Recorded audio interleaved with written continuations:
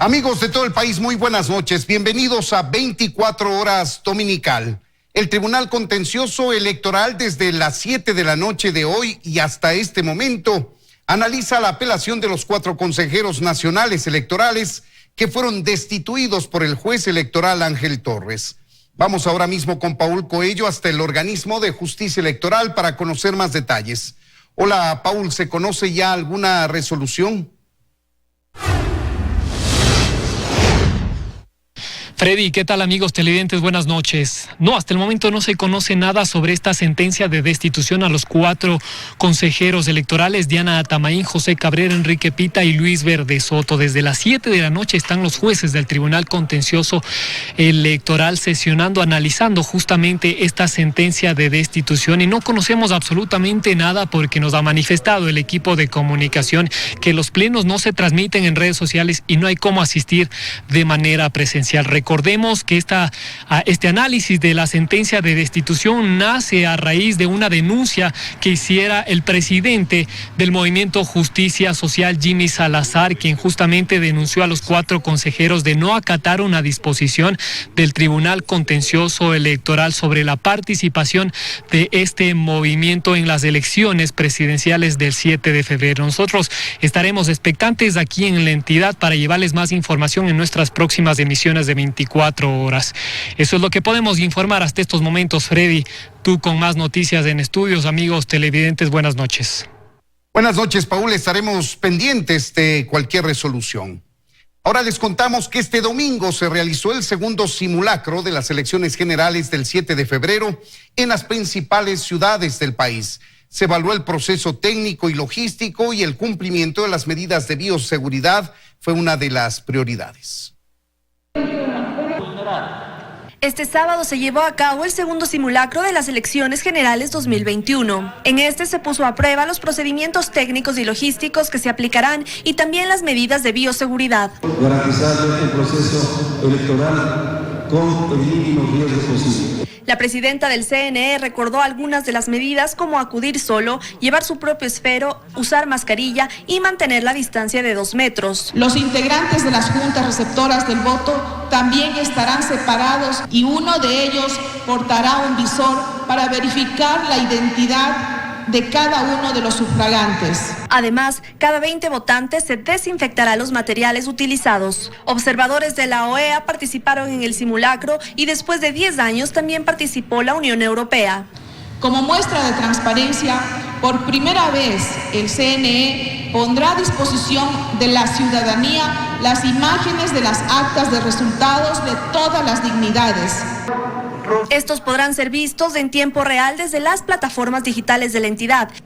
En Guayaquil, el objetivo también fue comprobar los componentes del sistema electoral de transmisión, publicación de actas y el cómputo de resultados. Joan Galboa, director de la delegación, consideró que esto es un gran reto teniendo en cuenta el recorte de los presupuestos. Que con limitaciones presupuestarias en medio de una pandemia estamos avanzando en el cumplimiento de los hitos necesarios. Además, se realizó un simulacro en caso de una posible toma de recinto electoral. Un representante del CNE en Cuenca señaló que los simulacros les ayudaron a tener un panorama real de lo que serán las elecciones el próximo 7 de febrero. Para poder realizar las correcciones que sean necesarias en estos días, que nos quedan ya 15 días aproximadamente. Para controlar las aglomeraciones, las autoridades recomiendan acudir en los horarios establecidos según el último dígito de la cédula. No es obligatorio, pero por favor hacemos la recomendación que acojan. El 7 de febrero, la Policía Nacional y militares garantizarán la seguridad durante el sufragio y más de 6.500 cámaras de vigilancia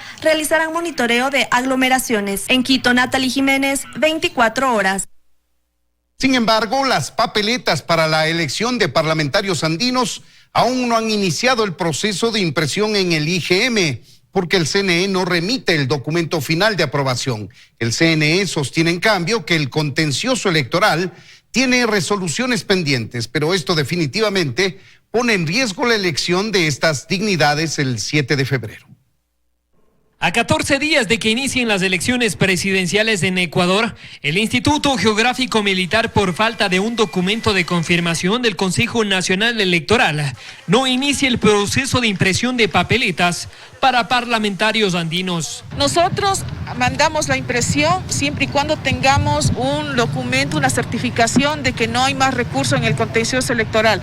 Hasta el momento tenemos ya un recurso de corrección que nos han pedido, mientras tanto nosotros no podemos mandar a imprimir. Recurso que no tiene fecha de resolución y que pone en riesgo la elección de esas dignidades el próximo 7 de febrero. No puedo decir hasta cuándo y hasta qué instancias llegará el partido político para nosotros definir si es posible o no imprimir todavía papeletas. Esto ocurre mientras el IGM continúa con la impresión de papeletas de las otras dignidades. Según el jefe del Comando Conjunto de las Fuerzas Armadas, el problema ahora no es el tema de la impresión, sino del tiempo. El asunto es la integración y después la distribución. Y es que desde este jueves 28 de enero el Comando Conjunto de las Fuerzas Armadas iniciará el proceso de distribución de los kits electorales en las 24 provincias del país. Es nuestra responsabilidad la seguridad y el transporte hacia las delegaciones provinciales. Hasta este domingo se ha impreso el 65.47% de papeletas únicamente para las dignidades de presidente y vicepresidente, para asambleístas provinciales y del exterior. En Quito, Paul Coello, 24 horas. Vamos con otros temas. Después de 3 meses de deliberación, este lunes 25 de enero la Corte Nacional de Justicia dará a conocer la sentencia en el denominado caso Singue. Hay 15 personas involucradas, entre ellas el ex vicepresidente Jorge Glass y exministros del gobierno de Correa. El tribunal presidido por Iván León dará a conocer la sentencia para las 15 personas involucradas en las irregularidades detectadas en la concesión de un contrato para extraer petróleo del campo Singue ubicado en la Amazonía. La Fiscalía General comenzó las investigaciones en agosto de 2017 y el 12 de octubre de 2020 se retomó la audiencia de juicio de este caso en la que se juzga el delito de peculado. El delito de peculado es un delito de resultado que se denomina. Eso quiere decir que si no existe perjuicio, no existe el delito. Y es de considerar que la compañía siempre recibió la totalidad de la tarifa. Según el informe de Contraloría y el peritaje realizado por la Fiscalía, del campo Singue se podía extraer 2 millones de barriles durante 20 años. Sin embargo, 3 años después del inicio de la explotación, la contratista había extraído más de 4,7 millones de barriles. Cristian Zurita, uno de los periodistas que presentó un informe investigativo del caso, dice que a la hora de realizar el contrato, las autoridades conocían que se podía extraer más de lo acordado. Se firmó un contrato con ellos para explotar aproximadamente 3.1 millones de barriles, ¿sí? Cuando efectivamente sabían que existían aproximadamente 16 millones de barriles, ¿sí? Ese es el gran atraco. Según la defensa de los acusados, la cantidad de barriles era solo un estimado. Cualquier campo petrolero, la única forma de saber si hay más petróleo es iniciando el trabajo de exploración y de perforación. Quien se ha beneficiado de que hubiera más petróleo es el propio Estado ecuatoriano. La tarifa acordada por cada barril extraído es otro de los cuestionamientos, pues inicialmente la compañía presentó una propuesta de $34,5 por barril de petróleo y a través de un proceso de renegociación se redujo a $33,5 por barril. La Fiscalía estimó un perjuicio de $28,4 millones para el Estado. El Estado ecuatoriano a la fecha ha percibido por la explotación del campo Singue ya más de $500 millones, mientras que la empresa siempre estuvo a pérdida, y estuvo a pérdida porque tenía que hacer la inversión. La defensa de los acusados ha presentado documentos del Ministerio de Energía y Recursos No Renovables, hoy Ministerio de Energía, que establecen que el Estado ha recibido 128% de renta petrolera, mientras que la empresa privada contratista tiene un flujo negativo y no ha recuperado sus inversiones. Es que esa es la narrativa falsa. El tema pasa justamente por el engaño. El engaño en las reservas existentes. Los abogados de los acusados mantienen expectativas favorables ante la resolución de la Corte Nacional de Justicia, pero en caso de que sean declarados culpables, afrontarán una pena de 10 a 13 años y podría ser la tercera sentencia condenatoria para el ex vicepresidente Jorge Glass. En Quito, Natalie Jiménez, 24 horas. 17 grupos irregulares, algunos disidentes de las FARC, han sido identificados en la frontera norte de nuestro país. Las Fuerzas Armadas hace pocos días destruyeron 3 campamentos donde se procesaba droga en el departamento de Putumayo.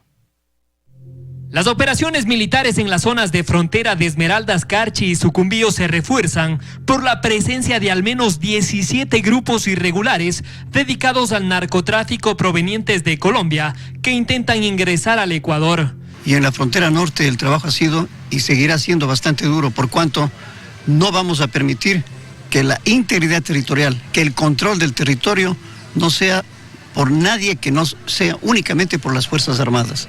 El ministro confirmó la presencia de estos 17 grupos irregulares tras identificar 3 campamentos temporales clandestinos que habían sido utilizados por los denominados comandos de la frontera, uno de los grupos de exguerrilleros de las FARC. Y también la destrucción de un laboratorio de cocaína. Patrullajes que son reforzados con los helicópteros y aeronaves de las Fuerzas Armadas. La Fuerza Aérea procura tener siempre a disposición el mejor apoyo para que nuestras tropas puedan estar en condiciones óptimas de llegar a tiempo. Jarrín afirma que hasta el momento estos grupos irregulares no están posesionados en territorio ecuatoriano, que su permanencia en la frontera es temporal. Ellos terminan su refugio y retornan a Colombia. Esos campamentos están en las orillas del río Putumayo, donde fueron descubiertos. Ventajosamente en estas intervenciones no se registraron enfrentamientos, pero aseguró que dentro de ellos se encontró armamento, granadas, explosivos y fusiles de alto calibre. Las infiltraciones son de disidentes colombianos que quieren pasarse al Ecuador para refugio, descanso, reabastecimientos. Pero inmediatamente actúan las fuerzas militares del Ecuador y no permiten que haya ese tipo de infiltración. Y que gracias a la información compartida con el gobierno colombiano han logrado disuadir a estos grupos. En Quito, Paul Coello, 24 Gracias por horas. continuar en nuestra sintonía, amigos. La Agencia de Regulación, Control y Vigilancia Sanitaria, la ARSA, aprobó hoy el uso de la vacuna contra el COVID-19 de la farmacéutica AstraZeneca en el Ecuador. Y se espera la llegada de 5 millones de dosis de esta vacuna en los próximos meses. Tras varios análisis realizados en estas últimas semanas, finalmente la Agencia de Regulación, Control y Vigilancia Sanitaria, ARSA, aprobó este domingo el uso de la vacuna contra el COVID-19 de la farmacéutica AstraZeneca. Que han procedido a cumplir con todos los requisitos necesarios que la Agencia Nacional de Regulación y Control Sanitario los necesita, y los ha hecho dentro del marco de una normativa estricta para que no exista ningún tipo de incumplimiento y para que el control y vigilancia sanitario del país se encuentren totalmente asegurados. Sin dar una fecha exacta, el director ejecutivo de ARSA indicó que en los próximos meses llegarán aproximadamente 5 millones de dosis al país. Tenemos al momento unos plazos que tienen que ser cumplidos por parte de AstraZeneca y de la Autoridad Sanitaria Nacional. Esos plazos son parte de la negociación que realiza el gobierno nacional con la farmacéutica internacional. La agencia, entre los análisis realizados a la farmacéutica para su aprobación, conoció, por ejemplo, cuáles son los resultados de efectividad en otros países. Que nosotros hemos procedido a dar las aprobaciones que son del caso solamente en el momento de que las agencias de alta vigilancia internacional, dígase estas como la Agencia Europea, como la FDA de los Estados Unidos, puedan hacerlo. Pues tanto Pfizer como AstraZeneca son las dos farmacéuticas que más confianza generan a nivel mundial, según el director. Nos pone definitivamente en Latinoamérica en uno de los primeros países que puedan tener acceso a vacunas seguras y de más altísima calidad. El objetivo, según las autoridades, es lograr vacunar al menos al 60% de la población en este año. Por ello, también se encuentran en conversaciones con otras farmacéuticas para la llegada de más dosis al país a futuro. En Quito, Paul Coello, 24 horas. El hospital básico de Alausí está a punto de colapsar. Se trata de una estructura de casi 100 años. Cuenta con apenas 40 casas y Cuenta con apenas 40 camas y no tiene una unidad de cuidados intensivos. El gobierno ha incumplido la promesa de garantizar el acceso a la salud a los habitantes de este cantón de la provincia de Chimborazo.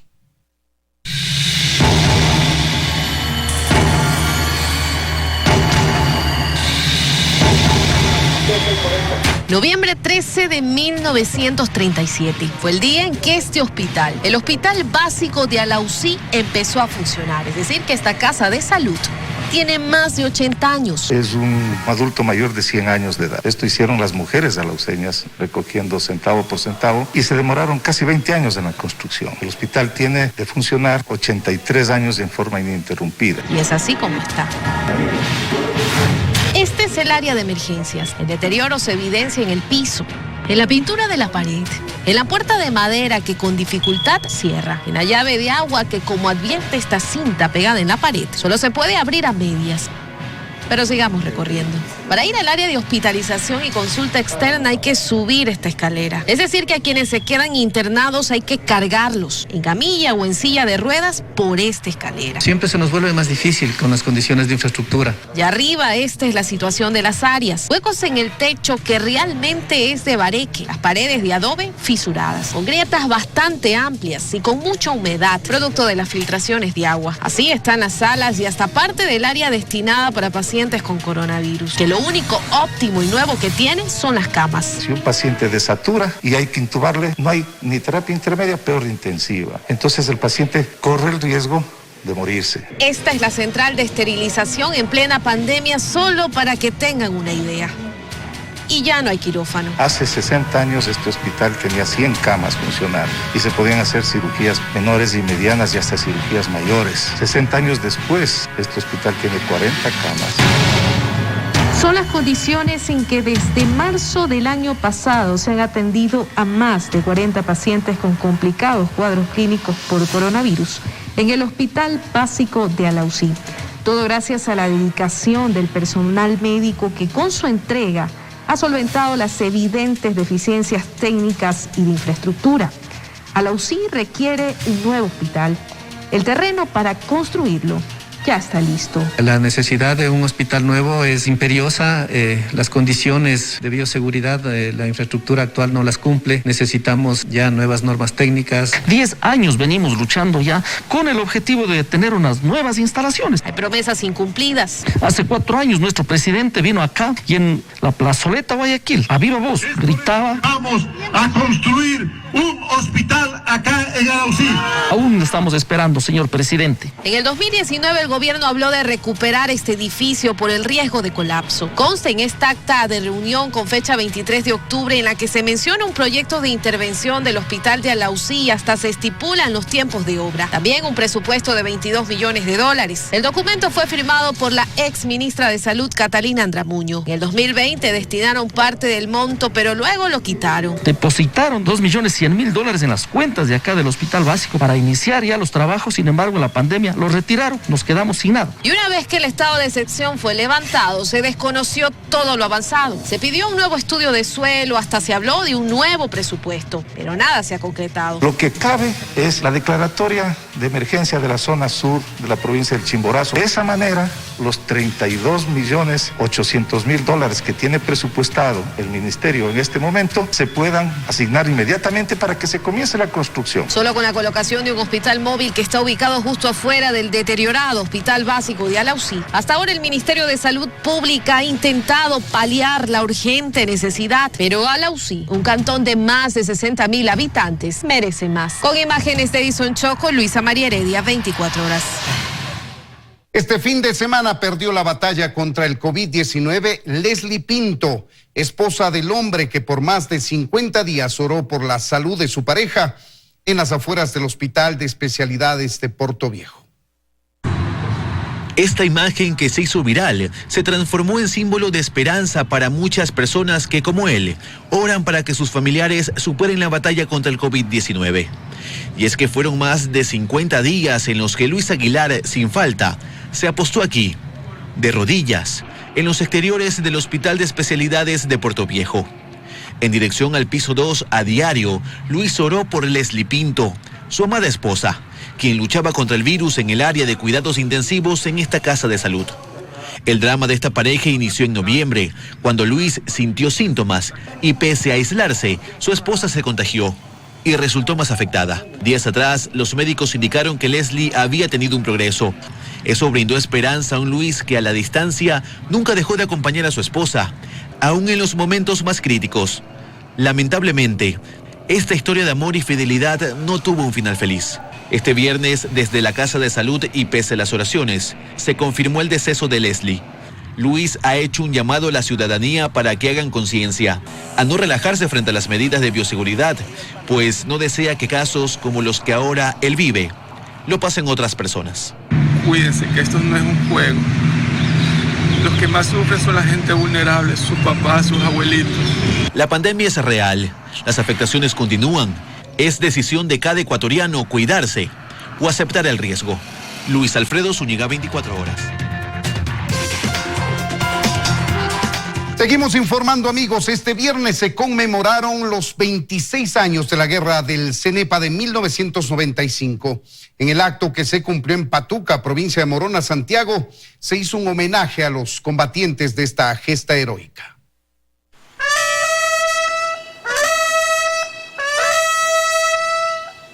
Con la presencia del ministro de Defensa Osvaldo Jarrín, del general Paco Moncayo y la cúpula militar, este viernes se conmemoró 26 años de la gesta heroica del Cenepa en Patuca, provincia de Morona, Santiago.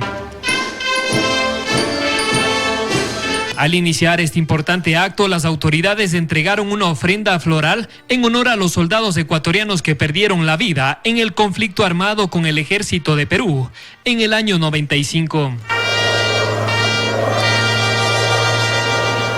Éramos 58,000 soldados que estábamos en todo el territorio, costa, sierra, litoral, listos para defender a nuestro país. Así es que el mérito es de todos. Moncayo en aquel entonces fue el comandante del Centro de Operaciones Terrestres, pero también asistieron los combatientes del Cenepa que después del conflicto en el 95 se quedaron viviendo en el poblado de Patuca. Yo estoy aquí vivo para contarlo, porque el resto de compañeros solamente están en las páginas.